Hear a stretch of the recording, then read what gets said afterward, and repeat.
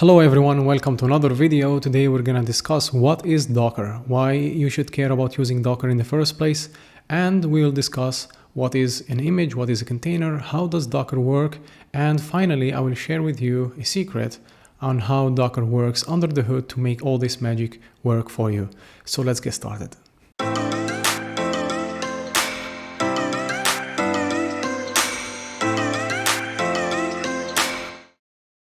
Let's tackle the first question, which is why should I use Docker, or why should I care about using Docker in the first place? Now, let's assume that you have developed some application on your system. Let's say it's JavaScript or Python or whatever application on your system. And then it comes that you want to put this application somewhere on the internet, somewhere in a server like in AWS or a VPS or any server on the internet or any new environment. And after you put all this, after you put your code and you want to install all your dependencies and you want your application running and give it access to everyone on the internet to use your cool features and your cool application. And after that, you discover that your application is not working. And believe it or not, whether you have some experience in doing that or not, but believe it that this scenario is very, very common, more common than you think, because installing application is not an easy process. And the reason is because when you develop your application using the whatever language that you have, actually you install it or you run it or you develop it inside a environment, a specific environment, which is your system, your machine, your operating system. But when you want to install this application somewhere else, like on a server, you are actually running in a totally new environment. Okay, and this environment is not the same as your environment. So in this case, of course, you will face a lot of problems in terms of installing and running your application, because not only the environment, the operating system, the services running, the configuration, everything is different. So it's very common that you develop your application, it runs on your system, but it doesn't run on somewhere else. And that's why Docker was created. Docker solved this problem by locking all these dependencies, all these environment. Okay, you develop your application in a locked environment, and that locked environment can be shipped like a container. You see here, it can be shipped like a container to anywhere you want, to any server, VPS or AWS, whatever. And let me prove my point for you by trying to install Redis on Windows. If I go to documentations, you will see that to install Redis, I have to run this command on a terminal. So let's go to the terminal. Here they say that if you want to install Redis on your Windows machine, all you have to do is just copy this command and go to the terminal and paste the command, and oh my god, you will see that there is an error. So that's a common problem that you will face in the real world. And what if you are running on Linux, okay, on Linux or Mac OS? It's a different process. Every time you want to install something, it's totally different process. But if I decided to use Docker, okay, let me show you. Docker run Redis. Within a few seconds, I was able to run Redis. You see here, Redis version 7.2, and just started, and also running on port 6379, server initialized, and it's ready. The TCP, the server is ready to accept TCP connections. So I can connect to this server, to this Redis server, and start running some Redis commands.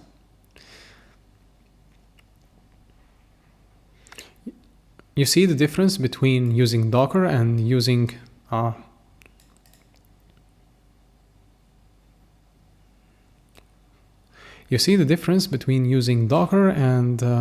operating system specific commands.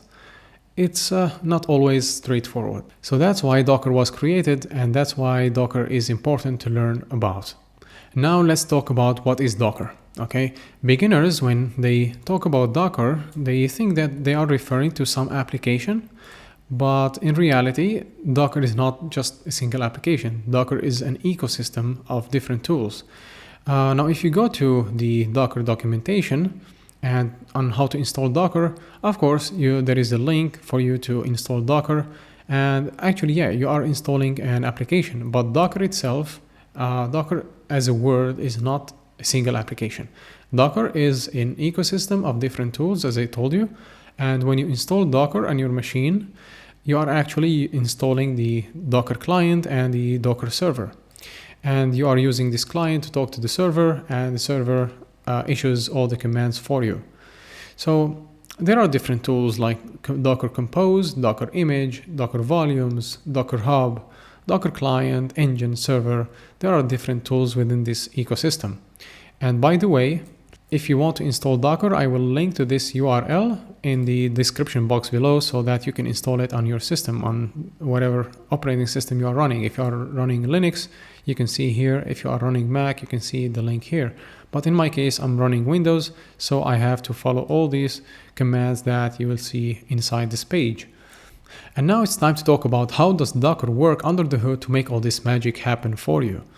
Now, I told you that when you install Docker on your system, you are, by following this page or this documentation, you are actually installing two different tools. The first one is the Docker client, and the second one is Docker server. Now, Docker server is responsible for doing all the magic for you, but you don't talk to the server directly. You use the Docker client, and Docker client will use the terminal in order to talk to Docker server.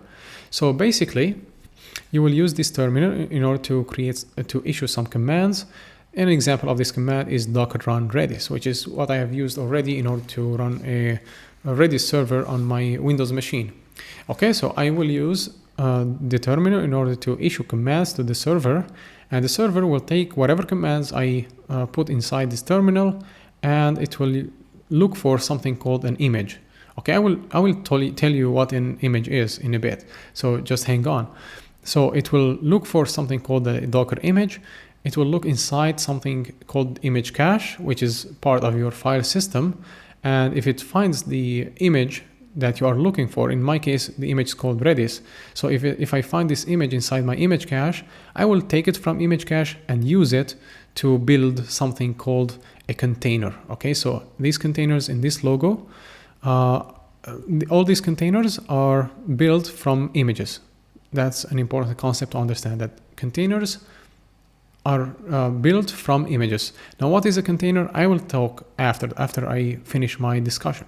So anyway, the Docker image, if it was found in the image cache, it will be pulled from there.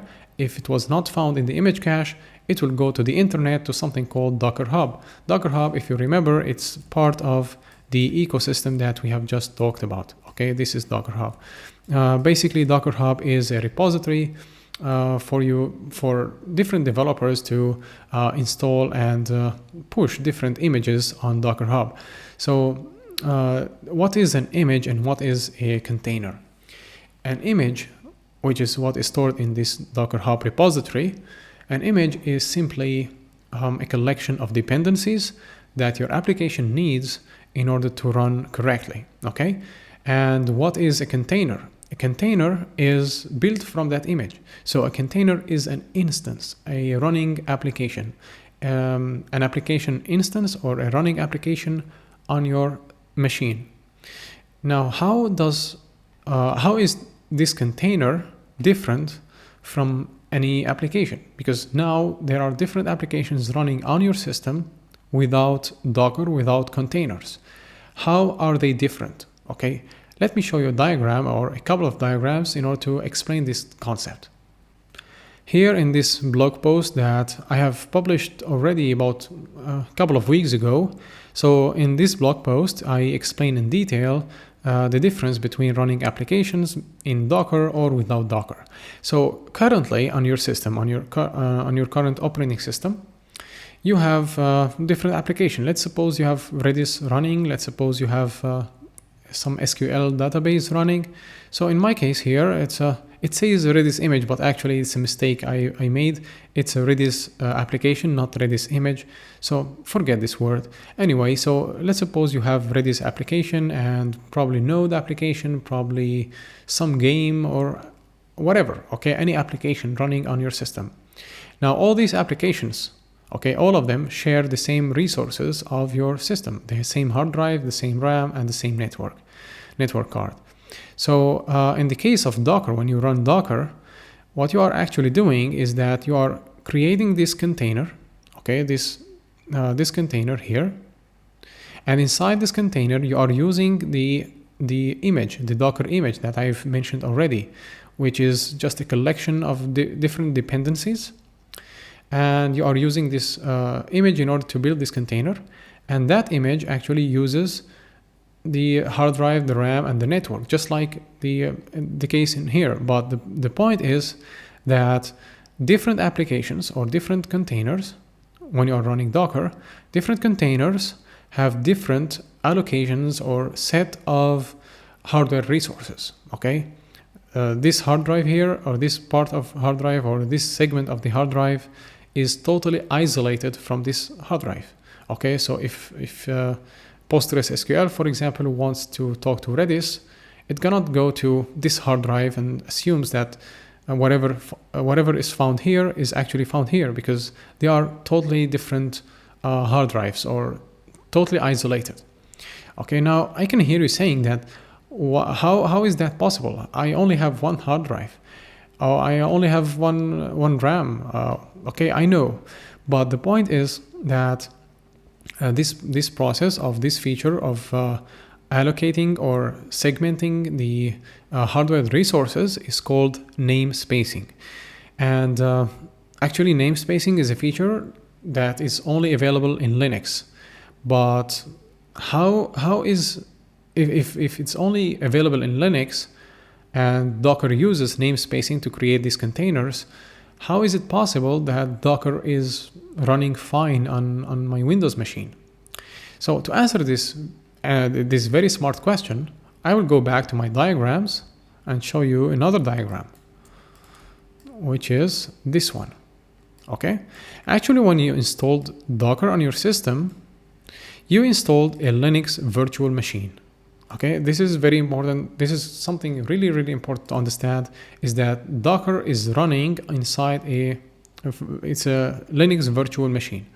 And inside this Linux virtual machine, all your containers run. For example, if you are running Redis container or some SQL database container, or your e-commerce application, or whatever application that you want that is Dockerized inside the container, all these containers run inside a Linux virtual machine. And the Linux virtual machine has a Linux kernel, and that Linux kernel talks to your Windows kernel, and it talks to the Windows kernel in order to make all that segmentation and all that namespacing happen for you. It separates the hard drive for this container and RAM for this container, or whatever. Okay, these resources will not be shared by these containers, but instead each container will have its own hard drive, its own RAM, and its own network.